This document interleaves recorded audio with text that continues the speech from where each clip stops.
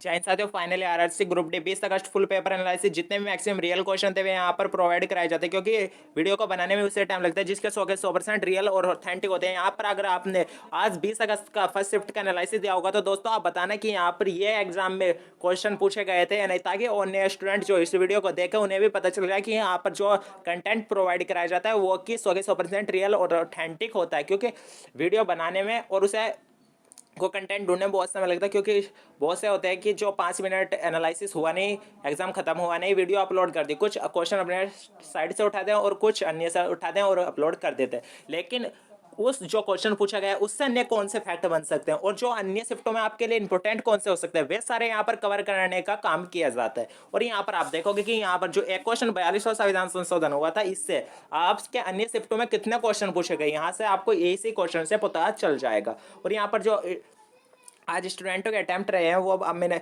आपको बताऊँ तो वो 77, एक के 75, एक के 70 रहे हैं। तो इस तरीके से आज स्टूडेंटों का अटैम्प्ट रहा। तो जो पेपर बताया जा रहा है वो मॉडरेट बताया जा रहा है। तो पहला क्वेश्चन जो पूछा गया था कि 42वां संविधान संशोधन किस वर्ष हुआ था, 1976 को हुआ था। इसे मिनी कॉन्स्टिट्यूशन भी कहते हैं, क्योंकि इसी के द्वारा जो संविधान में 10 मौलिक कर्तव्य जोड़े गए थे वे 42वें संविधान संशोधन द्वारा 1976 में ही जोड़े जाते हैं। और 86वें संविधान संशोधन द्वारा 11वां मौलिक कर्तव्य जो होता है वो आपके 2002 में 86वें संविधान संशोधन होता है, उसके अंतर्गत 11वां मौलिक कर्तव्य जोड़ा जाता है। अगर आपसे पूछे कि मूल संविधान में कितने मौलिक कर्तव्य थे, तो मूल संविधान में 10 मौलिक कर्तव्य थे, लेकिन अब वर्तमान में कितने हैं, 11वें, क्योंकि आपके 2002 में 42वें संविधान वो 86वें संविधान संशोधन द्वारा आपके 11 मौलिक कर्तव्य जोड़ दिया जाता है। और इसके अंतर्गत 42वें संविधान संशोधन द्वारा 3 वर्ड समाजवादी, पंथ निरपेक्ष और राष्ट्र की अखंडता प्रावधान में जोड़े जाते हैं।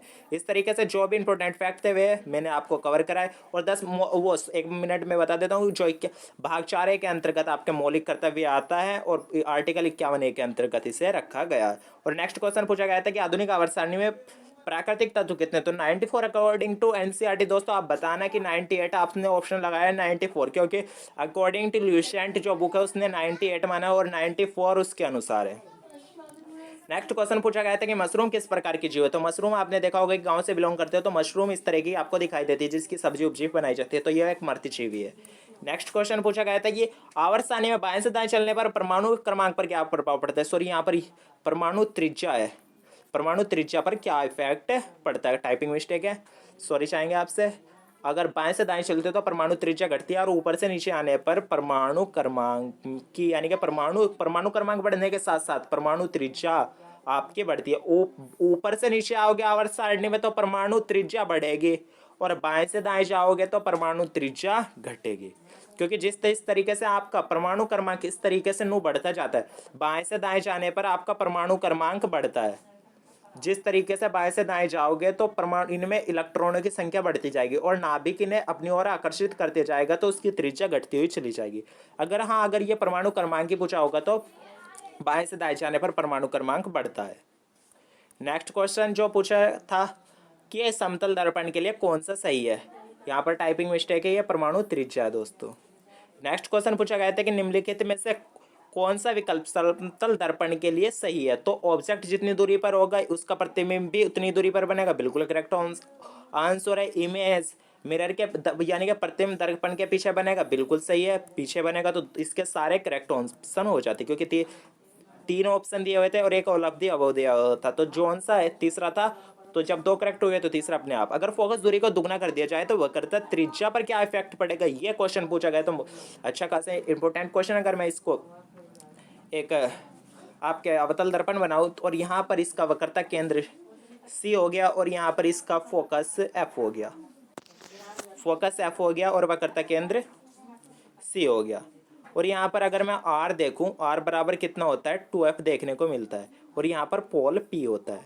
यहाँ से एक एफ यहाँ से उठाया, जितनी एफ ये दूरी है यहाँ से यहाँ तक की इतनी ही एफ ये होती है। मान लेते हैं एफ प्लस एफ कितना हो गया 2f। तो वक्रता त्रिज्या जो होती है आपकी आर बराबर 2f होता है। इससे भी बहुत सारे क्वेश्चन पूछे गए। अगर फोकस दूरी को दुगना कर दिया जाए तो वक्रता त्रिज्या पर क्या प्रभाव पड़ेगा, ये मान लेते हैं एफ डैश है। अगर एफ डैश बराबर कितना कर दिया जाए 2f कर दिया जाए, यानी कि इसको और दुगना कर दिया जाए, तो यहाँ पर कितना हो जाएगा 4f। तो इस पर भी क्या प्रभाव पड़ेगा, वक्रता त्रिज्या भी क्या हो जाएगी आपकी दुगनी हो जाएगी, क्योंकि आपके आर बराबर क्या हो गया 4f।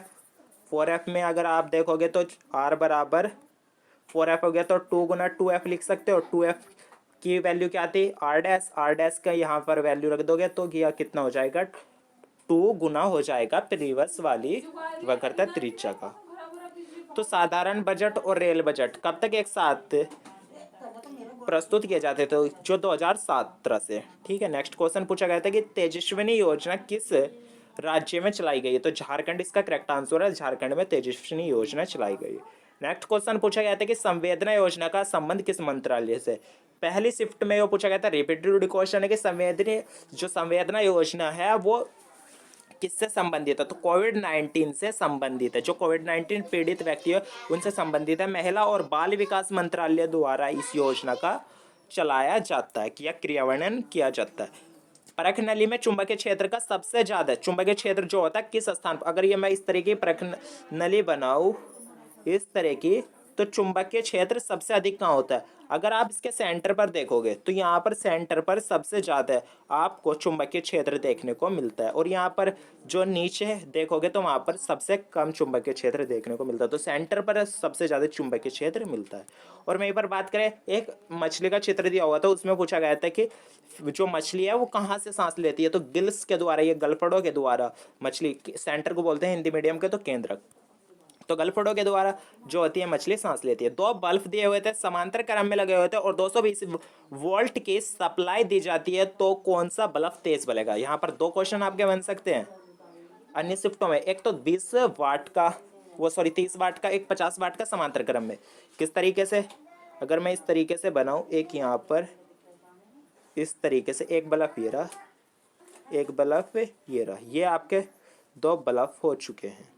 और इसे मैंने कितनी वोल्ट से जोड़ दिया, 220 वोल्ट से जोड़ दिया। इस तरह का कुछ इंटरफेस आपको डायग्राम ये दिखेगा। तो अगर मैं समांतर क्रम में बात करूं, पैरेलल बात करूं, जिस बल्ब की जितनी वाट का होगा वो उतनी ही तेज चलेगा, यानी कि 50 वाट की शक्ति, यानी कि 50 वाट का है तो वो इतनी ही तेज चलेगा समांतर क्रम में। अगर ये मान ले शुरू में 60 होता तो 60 वाट का बल्ब सबसे तेज चलता। तो यहाँ पर आपको ध्यान होना होगा कि अगर समांतर क्रम दिया हुआ है तो जितनी वाट का बल्ब है वो उतनी ही तेज चलेगा। 30 वाट का बल्ब कम चलेगा, और मैक्सिमम जो वाट दी शक्ति दी हुई है वो आपके तेज चलने वाला। और मेरे पास श्रेणी क्रम में इसका उल्टा हो जाता है, जिसके जितना वाट कम होगा वो उतने ही तेज चलने वाला। तो सीरीज में 30 वाट का सबसे तेज चलेगा, और पैरेलल में 50 वाट का बल्ब तेज चलने वाला। तो ये जो भी 2 क्वेश्चन समांतर क्रम में पूछा हुआ था, तो 50 वाट इसका करेक्ट आंसर हो जाता है। अगर सीरीज में पूछा गया तो सबसे कम वाले जिसकी वोल्टेज वोट होगी वो आपके तेज चलने वाला। और वहीं पर एक नेक्स्ट क्वेश्चन पूछा गया था आपके, वाट दी हुई थी, एम्पियर दिया हुआ था, सप्लाई में कितने वाट का वोल्टेज आप लगा सकते हो, यानी कि 100 वाट के कितने वोल्टेज आप सप्लाई में लगा सकते हो। ये क्वेश्चन थोड़ा सा यहाँ पर मिस्टेक है।